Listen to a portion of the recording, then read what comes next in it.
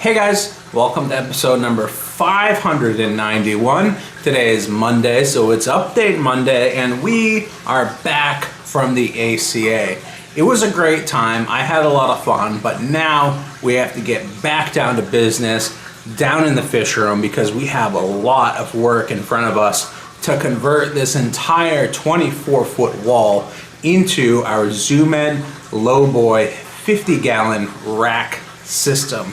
It's gonna be a lot of fun. We still have a lot to do, but before we get started, make sure to hit the subscribe button. And if you haven't already, make sure you go check out myaquariumbox.com and betaoasis.com if you want to help support this channel. All right, we got a lot of things to look at that we brought back from the ACA. We're also going to take a look at what we finally did to this floor to prepare it for painting. And the biggest announcement of all, the tanks have arrived. We have all 12 Zoom Ed Lowboy tanks, which are going to end up down here in this fish room right behind me. It's really exciting. So come along with me and learn how to be a better aquarist.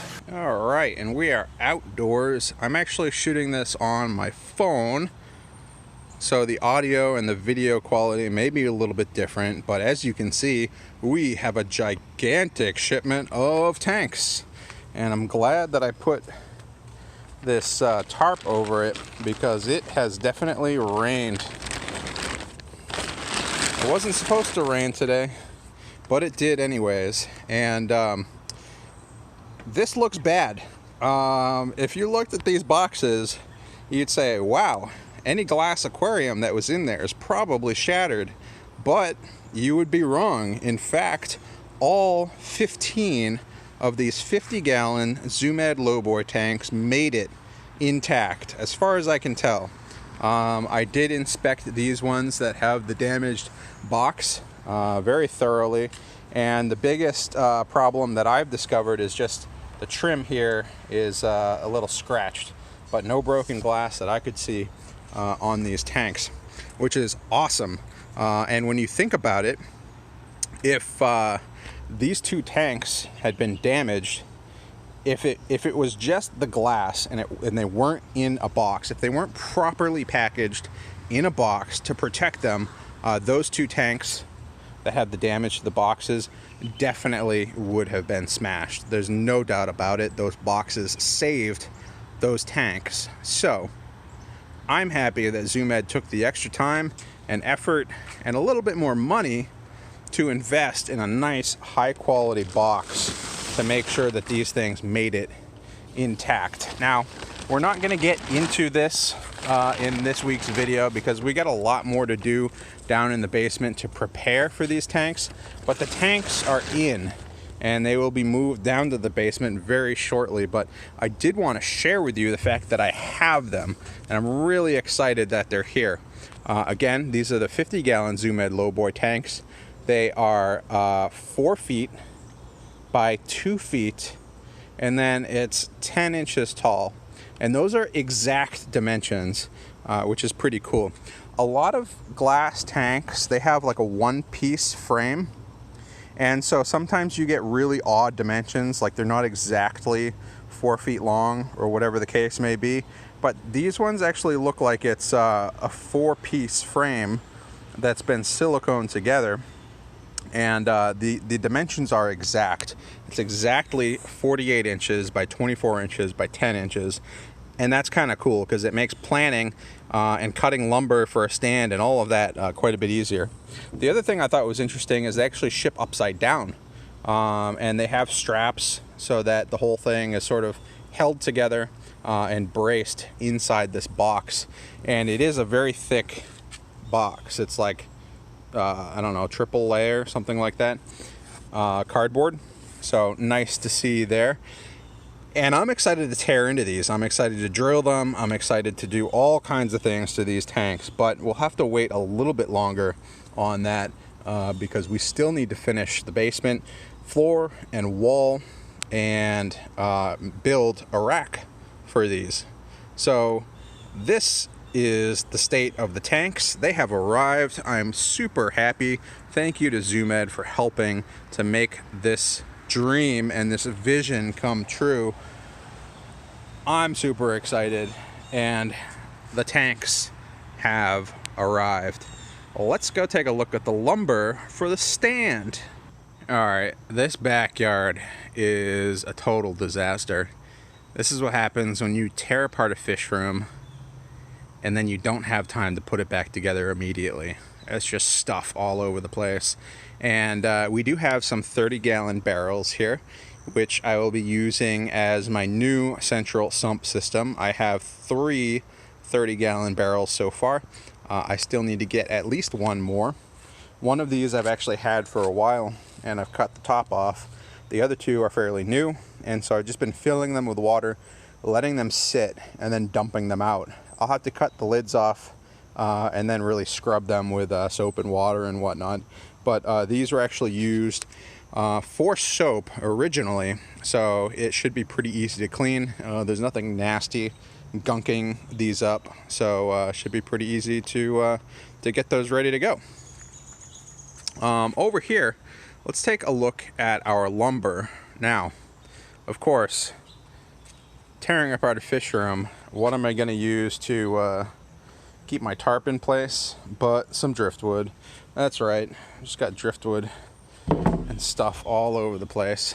I am super lucky that I decided to cover all of my tanks and my lumber with tarps, because again, it wasn't supposed to rain, but we certainly got a lot of it. And as you can see, the lumber is pretty well protected. Now, all of this lumber cost, $100, $105. It was less than $110. And this is going to be enough lumber to build a stand for 12 of the ZoomEd lowboy tanks. I bought 15 tanks just to make sure, in case one showed up damaged, in case I crack one when I go to drill them. But I'm only using 12 tanks in the stand, and this is the lumber to build that stand. All of it's in stock. I actually also got the sawhorses to hold all of this lumber on at the same time. So when we get a nice sunny day, I'm going to work on building a stand for all of these tanks. I'm going to cut all the lumber outdoors, and then I'll bring it inside and assemble it. And we're also going to paint it. So a lot of fun stuff coming up with that. We have 2 different sizes of lumber. We've got 2x6s. These are going to be used for the legs. I'm going to use the dado method to cut out a notch in the 2x6s, and that's where the 2x4s are going to sit in that notch so that it transfers all of the weight to the leg itself all the way down to the floor.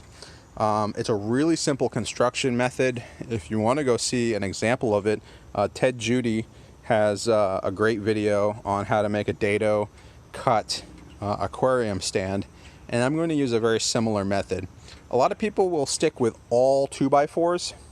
The only difference I'm going to make is I'm using 2x6s for the legs and then 2x4s for our horizontal supports.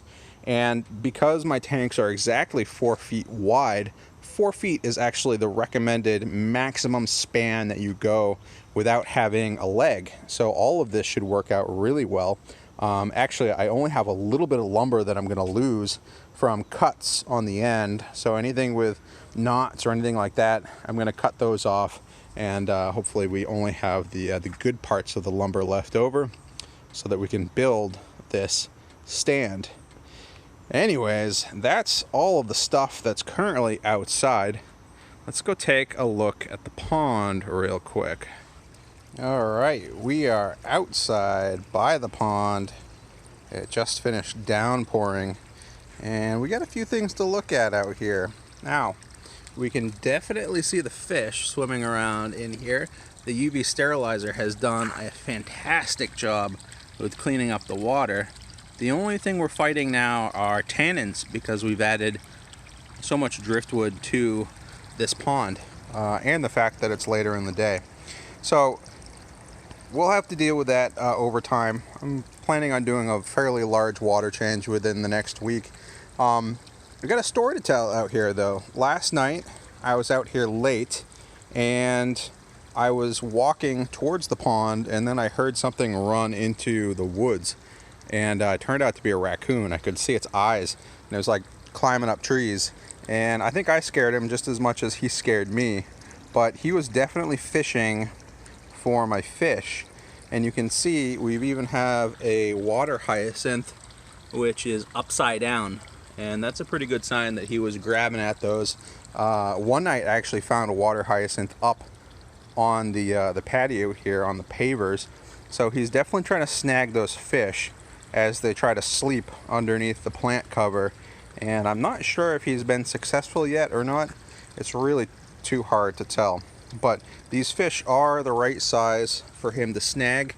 Again, the goldfish are a year or two old at this point. They spent the last winter out here, and then all of the calico shabunkins, which you can probably see parts of their faces or bodies as they swim by. They're a lot smaller. They are new to the pond this year. There's actually a lot of them in there. Again, we'll have to get a GoPro down there eventually, but they are the right size that he could definitely snag them. So hopefully that has not happened, but you know, we do have some plant cover here, and it is plenty deep enough, and there are hides. So you know, as long as the water level is high, he can fish. And right now it's at the highest point it's been in a while. It's been raining for like the last week straight, almost every day. So when I do a water change, I probably will drop the height down a little bit to make it more difficult for that raccoon to get at these fish. But this is just a look at the pond, and I'm pretty happy with how it's doing. There are also frogs that I have found in this pond.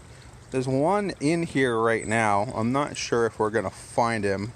I've seen bullfrogs, I've seen wood frogs, and sometimes they're hanging out up on the patio. Sometimes they're hanging out in the plants. But you can tell that they can jump in and out because you know, I've seen them like on top of the plants, and I've seen them on the patio. So they jump in and out as they please. And we might get lucky. Oh, there he is. You see him? He thinks he's hiding. These water hyacinths just sort of rotate.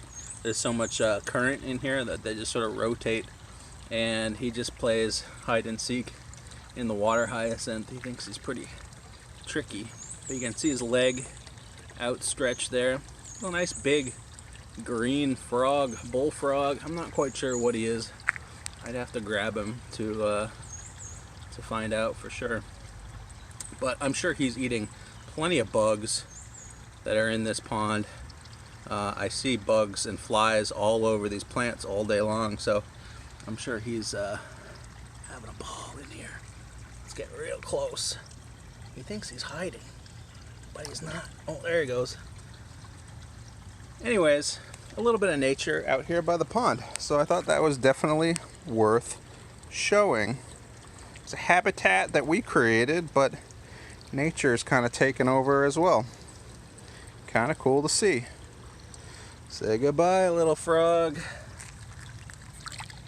Alright guys, and here is the aftermath of the third round of trying to get this floor stripped and ready to be painted. And this one actually worked out better than the first two, but we still had some issues that we had to tackle. Now, if you'll remember from past weeks, we put a layer of chemical paint stripper down on the floor, something designed to use on concrete, and it didn't work that well. We had a lot of material left over, and I'm only trying to do this 4-foot by 24-foot section of the basement to start, because that's where I need to paint in order to then put my aquarium rack over. And it's been quite a challenge. The chemical stripper did not work out. You can go watch the last couple of videos and all the frustration that I had with that. And so what I did, my last choice here was a mechanical means of stripping the floor, and that actually worked out quite a bit better, but I didn't go about it quite the right way. So this segment is called Greg is a dumbass. Now, I tried to do the right thing. Actually, my dad suggested that I get this attachment to my angle grinder, and it's like a stainless steel wire cup attachment. I tried that on the floor. It was too harsh. It sent up sparks all over the place, and it actually chipped pieces of the floor up. It was way too aggressive, and it was actually damaging the concrete surface of the floor. The mistake I made was I bought that online without doing any further looking around. And this is the case where I have this tool, I haven't used it a whole lot, and I probably should have just gone to a home improvement store to check out all of the neat attachments that they have to a tool like this, because I would have found the right answer, which I didn't end up using. Now, there are basically 3 different types of grinding attachments for an angle grinder like this. The first is like the wire cup, like you see there. The second is what's actually on here right now, which is like a really heavy-duty sandpaper wheel. And that's what I ended up using on this floor. But what I should have used was a diamond-coated grinding wheel that's specifically made for concrete. Who would have thought? But because I just bought that online without doing further research, I didn't know that that was an option. So I had one of these in my kit already, and when I saw that that one was being too aggressive with the floor, I just decided to switch to this because it's the only other thing I had. And I probably should have gone out and just gotten the diamond wheel attachment for stripping concrete floors, because that would have been the right tool. Now, the second mistake I used, or the second mistake I had rather, was I should have gotten a dust shroud for this angle grinder. This thing is really powerful and it kicks up a ton of dust. And in this case, it's concrete dust and it's paint chips. It's really nasty stuff. It's so nasty, I couldn't film down here because I would wreck the lens to my camera, because this entire room was just a giant dust cloud. And I actually had to open all the windows, open the bulkhead, blow a fan out to get all the dust out of here. And I draped cloths over the turtle tank and all the doorways to make sure that all the dust was contained in here. I should have gotten the dust shroud for this, and what that would allow me to do is hook up a shop vac right next to it, which would suck up like 99% of the dust that's coming off this thing. I didn't know that existed because, again, I just bought this online. So, lesson learned here is I probably should have just gone to the hardware store before starting this, and then I would have been able to see all of my options and make the correct purchases. Because I ended up going through like 1.5 of these sandpaper wheels doing just this section of floor. And it still didn't get everything. Like you can see over there, we got a little bit of paint. You can see sort of the scuff marks. As I was sanding, I was doing about 1 foot or 2 at a time. So you can see all of those marks that sort of go back and forth. And it did an all right job, but as I said, it's kind of slow going and it didn't get everything, but it got enough that I think I'm just about ready to finish with this floor and start the painting process. Now, when I went to go strip this floor mechanically with the angle grinder, I had to wear a lot of safety equipment. Like I said, this created a lot of dust, nasty stuff. And so what I did was I had a full face shield on. I also had safety goggles on. I also had hearing protection because it's really loud. And the most important thing was this really heavy duty air filter so that I didn't breathe in any of the concrete or any of the paint dust. And I actually went through an entire set of these filters in the process of just doing this one section of floor, because it was kicking up so much dust, so tiny particles, that it just totally clogged that thing up. and I was having a really tough time breathing because it was so clogged. I just couldn't get any clean air to go through it. So I had to buy a new set of air filters for that thing, just in the process of doing this one section of floor. And this is really the downfall of trying to do this in a basement, which is an enclosed space.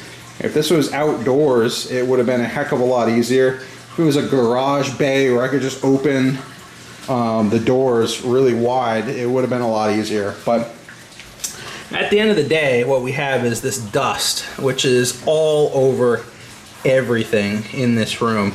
And it's settled, so it's not in the air at this point. It's all settled, but every surface in this basement now has to be cleaned of this dust. So it's going to be a lot of sweeping, it's going to be a lot of vacuuming, and what I'm doing here is actually sponging off the floor. Now you can see one section here, it's like a 1 or 2 square feet that I've sponged off with water to try to get the dust off the floor. We've already vacuumed a few times down here to get the really heavy stuff off, and now we're just trying to sponge everything down to get all of the really fine particulate off of the floor. We've already sponged down the walls, and once that completely dries, then and only then will we be ready to finally paint the basement. Now, this has taken way longer than it should. Obviously, if I had started with mechanical means of stripping the floor, I would have been 3 weeks ahead of the game. If I hadn't gone to the ACA, I would have been a week ahead of the game. So we're sitting here like, you know, a month into this build with just the floor stripped and prepped. And I guess the wall too. But anyways, the fun stuff is gonna start to happen, so that's the most important part. But that's what's been going on down here in the basement. I wouldn't say it's perfect by any stretch of the imagination, but it's good enough that when I put a couple coats of epoxy-based basement floor paint down, this should be fine. This should be great. A great surface for fish tanks to be on, and I don't think that it will have any problems with cracking or peeling or chipping up in the future. The only downside is this whole process has left me a little bit jaded, and I don't think I'm ever going to try to tackle the rest of the floor.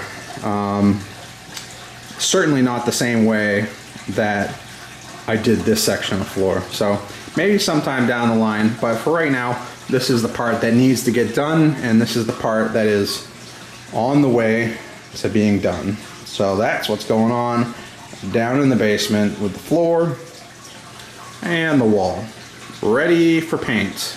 All right, guys, I promised we would take a look at some of the stuff that we picked up at the ACA, which is going to help us complete this fish room. One thing in particular that we will take a look at in just a minute. But before we do that, I wanted to share with you some prints that I picked up at the ACA from Sam Scales.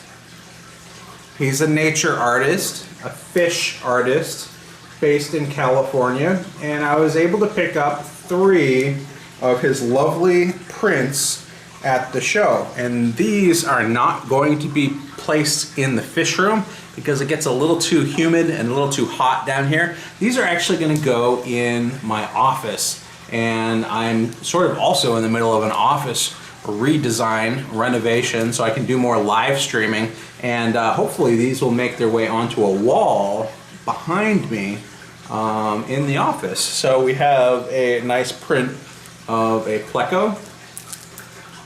We've got 3 in total. The next one is a beautiful print of an angelfish. We'll zoom in for some detail. There we go. I should have had him sign these while I was there because we were chatting for like the entire weekend. I didn't. Maybe I will sometime down the road. And then the third one is a fly river turtle, a pig-nosed turtle. And this is actually one of those species that I would love to keep one day. You know, the question you get, like, if you had $1 million to build an aquarium, what would you build? I would probably build a gigantic freshwater tank and put fly river turtles in it. I think that would be really cool. They require a lot of water. You see them in monster fish tanks from time to time. They do not do well in small aquariums because they get pretty big. But those are the 3 prints that I got from Sam Scales. He's got hundreds of these for sale. He also has a gallery out in California if you're ever out in the area, and he's got a website and he's got a Facebook page. So go check out Sam Scales if you would like to get some aquarium art for your fish room or your office or your house or your apartment or anything.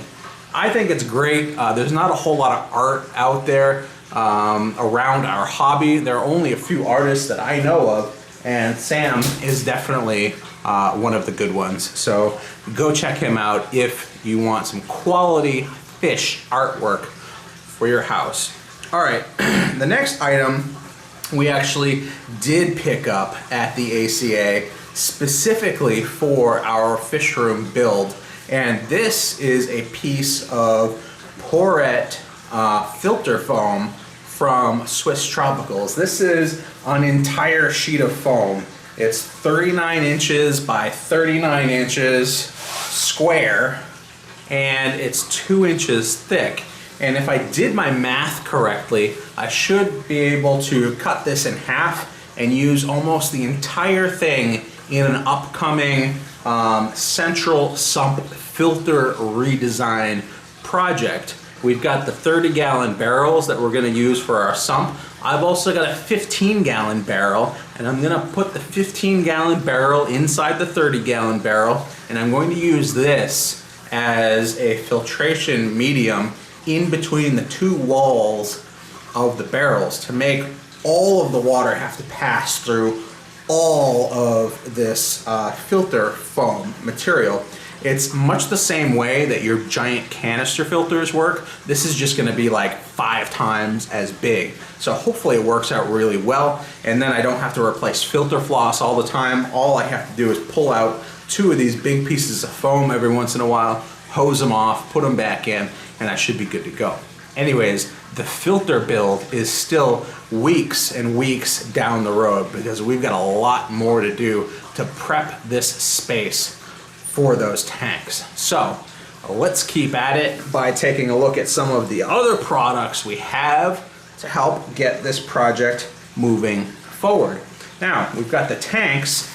We need to drill the tanks. And so what I went ahead and did was I picked up a bunch of diamond coated hole saws, and these come in a few different varieties. If you're familiar with drilling tanks, you'll recognize these, and you can see sort of the sparkle and the glitter up towards the top edge. Those are the diamond flakes that are basically epoxied to the top of this metal hole saw, and that will allow us to cut a hole cleanly through a glass aquarium to allow us to install our bulkheads. So I've got a bunch of those. I also have a bunch of bulkheads, and the ones that I prefer using, this happens to be a Lifeguard Aquatics model. The ones that I prefer using are the ones that have a slip on the inside, so there's no threads on the inside of the tank, but then it's got a thread on the outside. So what you do is you install this in your tank on the wall, and then you can slip any fittings you want on the inside of your tank. So it's really easy to do. You're not putting any pressure on the glass as you're sort of messing around with something, because it just slides in and out.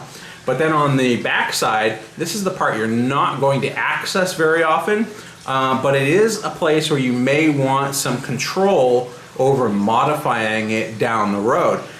Some people will do the slip fitting on the outside. The problem is it has to be watertight, so you have to PVC glue any of your fittings on the outside, and then you can't take the bulkhead off your tank without ruining the bulkhead. So this allows you to use some Teflon tape, some pipe thread tape, and any sort of like screw-on barbed adapters and fittings on the outside of the tank. It's exactly what we used in our last fish room build. I wouldn't change a thing, so I picked up more of these slip by thread 1-inch bulkheads. And the thing that we've tested out over the last couple months outdoors in the greenhouse are these low profile strainers, overflow strainers. So when we have this 1-inch fitting, overflow fitting in the tank, now we have this low profile strainer in place. And these have done really well with duckweed and all kinds of junk and debris in the water. They have not clogged up yet, and I haven't cleaned them yet all season long out in the greenhouse. So I figured since they work so well out there, I'd pick them up and use them in the new fish room build. And as you can see, that is very low profile, and it should look very sleek on the inside of the tank. Now, we've got all of that lumber outside ready to be used to build the stand. And the one thing that I was missing were screws. And this may seem kind of basic, but a lot of times these are the details that get left out when someone is building a fish room, when someone is shooting a YouTube video. So hopefully it's helpful to see the exact things that I'm using and my rationale for why I'm using them. Now, I like these deck screws a lot because they're meant to be used outdoors, all weather, to build decks. And they've got the star head to the screw, so they screw in really easily. And the reason I'm going with 2.5 inches is because whenever you're building a stand, you want at least 1 inch of embedment, which means your screw has gone through the piece of wood that you're screwing, and it has gone 1 inch into the next piece of wood to make sure that it's secure. So we've got a 2.5 inch screw. We're using 2x4 lumber, and the 2 inch measurement on the lumber is how thick it is, and that's actually only 1.5 inches thick. So a 2.5 inch screw goes 1.5 inches through a 2x4, and it goes an additional inch of embedment into the next piece of wood, which makes a 2.5 inch screw the preferred choice for screwing 2x4s together to build a DIY aquarium stand. Now, if you went with a 3-inch screw and you had two 2x4s sitting sort of flush up against one another, what would happen is your 3-inch screw would be going 3 inches through two 2x4s, which are 1.5 inches each, and you might have the tip of that screw poking out the other side. So 3 inches is too long, 2.5 inches is just right, and anything shorter than 2.5 inches isn't going to give you enough embedment into the next piece of wood, and it means that that screw isn't going to be as structurally strong at holding those pieces of lumber together. So there you go. That's my reasoning for using those specific screws. Now, we also have 2 more things to look at here, and these are cans of paint. And what I've decided to do is go with the Rust-Oleum, which is like a pre-mixed paint. Now, I mean, you can go to any home improvement store and get them to mix up whatever color you want, but I'm a little bit lazy, and this is exactly what I needed, and it was like already pre-mixed, so I didn't have to bother with getting someone to mix something to my exact specifications. I just picked this off the shelf and I'm ready to go. So the important part here is this is a latex-based paint, water-based paint. So, you know, it's not going to give off really any fumes. It's really good for use on wood, and as long as the basement doesn't flood, this paint should do just fine. And we've got white, and this is the white semi-gloss, and that's what we're going to use on the stand. We're going to build the stand, and then we're going to paint the stand with at least 2 coats of white semi-gloss paint. So the semi-gloss makes it a little resistant to water. So if there are water droplets, small spills, things like that, it should just drip right off the wood stand and it shouldn't damage the wood whatsoever. So that's the important part there. The last time we built a stand down here for those 40-gallon tanks, we skipped that part. We skipped painting the stand. And once all those tanks are full, it's impossible to go back and paint the stand. So I'm going to do it right. I'm going to take a little extra time this time around, and hopefully that stand will last a lot longer because it's painted. Now the other stand never fell apart, but especially down on the ground where water tended to pool up and sort of spill over the feet of that stand, you could tell that there was a little bit of water damage that was starting to occur down there. So hopefully the paint will just keep everything a little easier to clean yeah, just look a lot nicer. I'm looking for a nice clean look. I'm gonna paint the wall white, I'm gonna paint the floor white, I'm gonna paint the stand white, so it should look pretty good. The other paint we have, again, is pre-mixed. It's almost the same thing, except this is a flat black color.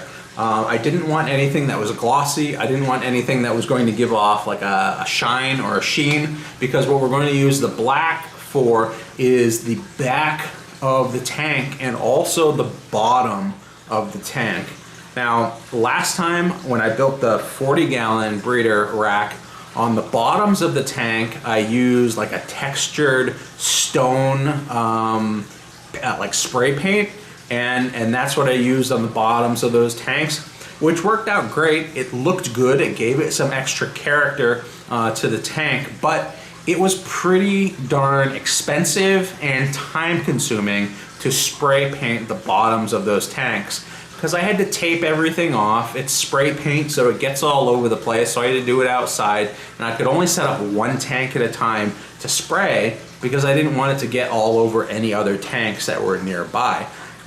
It's also expensive, so you can imagine I've got a lot more square feet that I'm doing now that I have 4 foot by 2 foot tanks, like the bottoms of the tanks. It's a lot bigger. So I probably would have gone through like 10 cans of spray paint, and they're like $10 to $15 a can, which should be absolutely insane. So I think the last time I used like 3 cans, maybe 4 cans, I think like 2 or 3 cans, full cans of that spray paint, and it looked good. When there was sort of mulm and other debris on the bottom of the tank, it sort of blended in. Bare bottom tanks, you don't have the substrate to sort of hide the fact that there's debris on the bottom of the tank. So the textured spray paint looked good. It gave it like a little natural character to the bottom of the tank. But this time around, I think I'm just gonna go with the flat black. It's gonna be a lot easier to paint on. I'll just use a paint roller and paint it on the bottoms of all of the tanks and the back side of all of the tanks. But I'm only gonna do that after I successfully drill all of the tanks. So as you can see, we've basically got everything we need to do to get this fish room put together. I just need the time to put it all together. So that's all the stuff I got for everyone to look at today. Oh, I almost forgot 2 of my favorite things that I got at the ACA, which I have to share with you now. I know it's more stuff, but it's important stuff and it's cool stuff. So let's take a look. Now, one of the vendors there was South Central Cichlids, and I got a bunch of these gigantic clay caves. Now, I have a lot of the pleco caves from South Central Cichlids, which are a lot smaller than this, but these are basically the largest caves that they brought to the ACA, and I cleaned them out. I got all of them. Now, to be fair, I gave other people a chance. I waited until the end of the show, and then I just snagged everything that was left on the table.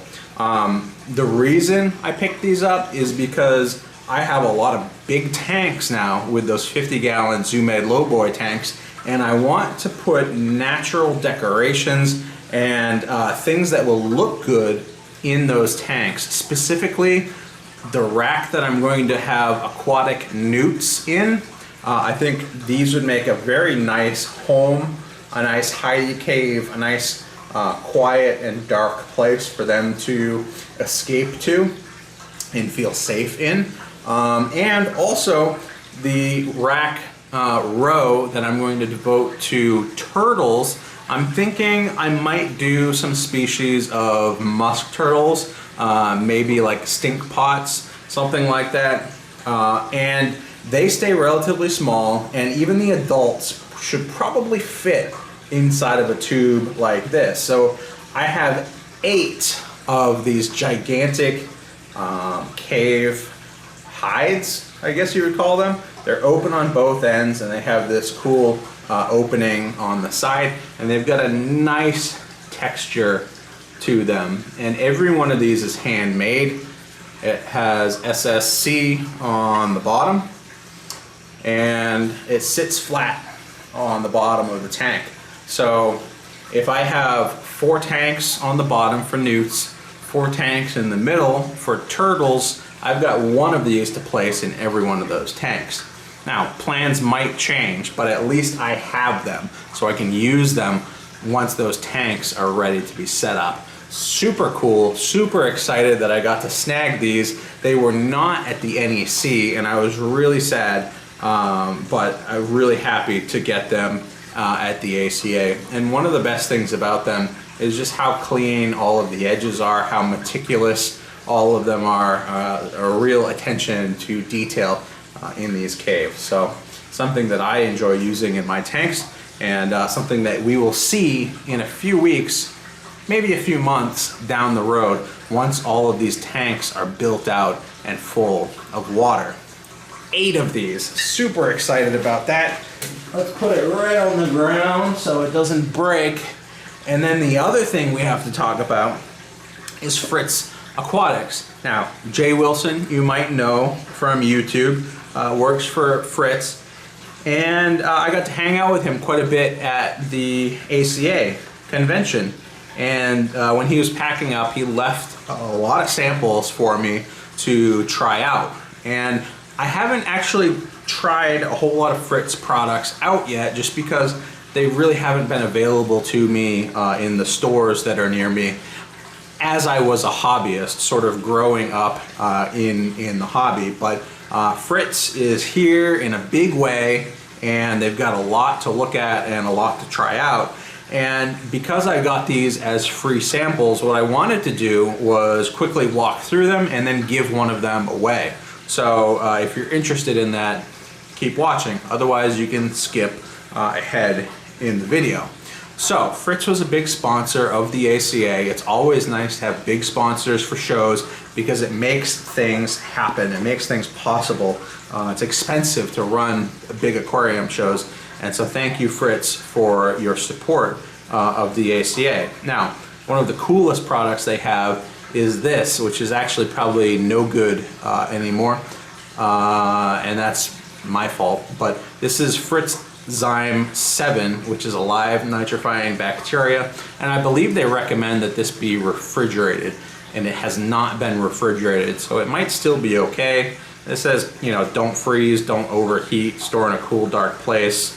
But I think this is the one that they usually refrigerate, so I might have to test it out to see. But this is a freshwater bacteria culture for your aquarium to quickly start your tanks with a biologic cycle. And the cool thing is, in the at the ACA, they had this running in basically every tank. They had a room full of tanks that you could rent at the ACA to keep all of the fish that you bought, and Fritz supplied the bacteria to cycle those sponges and cycle those tanks so that those fish would be safe for the week while they were there. So thanks to Fritz for that. That is huge. It wouldn't have been possible without that.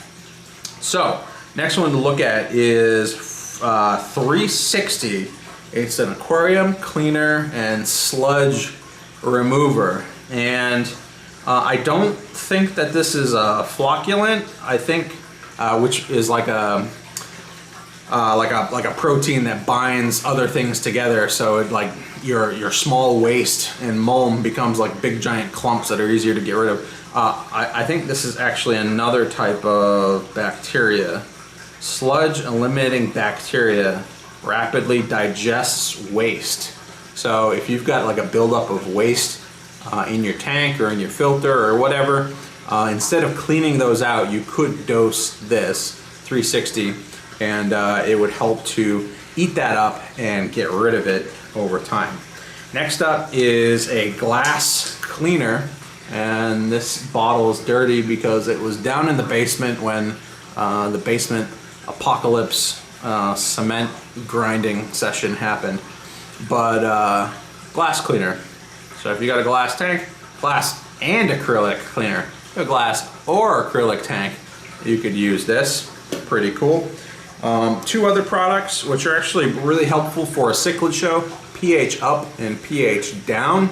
So you know, if you've got Africans, you probably want your pH higher, and if you've got like South American cichlids, you probably want your pH lower. So it's nice to have both for a show like that. Next one up, actually we'll talk about both of these at the same time. I believe Fritz recently acquired Mardell, or the patents from Mardell. So these names may be familiar to you, Copper Safe and Maricin Oxy, but these are all new, brand new bottles, brand new labels under the Fritz brand for these products. Some really great medications for your fish to take care of you know, parasites and bacteria in your fish. So cool to see that old products are being made new again. And we've got Copper Safe and Maricin Oxy. I'll definitely have to try those out. Next one up is Fritz AQUARIUMS. And this is actually one that I was really unsure about because the name, I mean, it's like ACCR, what does that mean? But then if you read it closer, it says ammonia, chlorine, chloramine remover, which is basically kind of like Prime or any of the other like detoxifiers to make your water safe, to make like your city water safe for fish. So if you have ammonia in your water, chlorine or chloramine, this is the thing that removes it from your water. ACCR. So the next time you're in a store, if you see some Fritz bottles and you want to dechlorinate your water, this is probably the one you want to grab. Now, the last one, and I saved it for last because I've got two of these bottles. So I'm going to keep one and try it out, and you guys can have the chance to snag the other one and you can try it out.